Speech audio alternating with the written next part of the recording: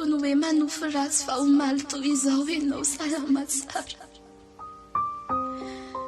Ny hariva kosa maso tsy mandainga ny mahita anao mitsotra ambony farafara efa tsy arenisam-peo.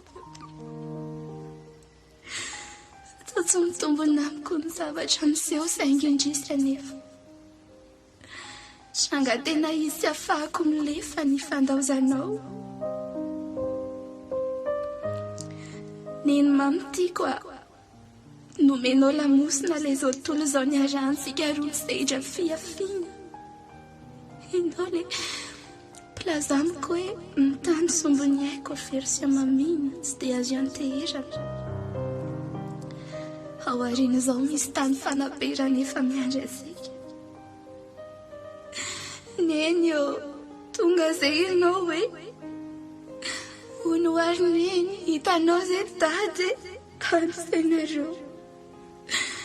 Fa le nasiako tapany iainanareo any. Masika tonga soa ianao dia navita ny hazakazaka sy tolony tany.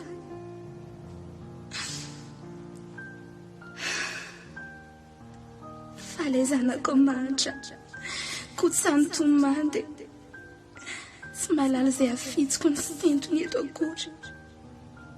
Tsy matelika anary tsy mahita tory fa toy ny olona dala sy verivery-saina.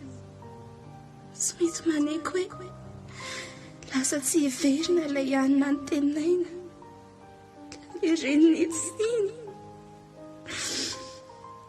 Tsy korana nanelatra nentina hiadiana amin'ny fisarahansika.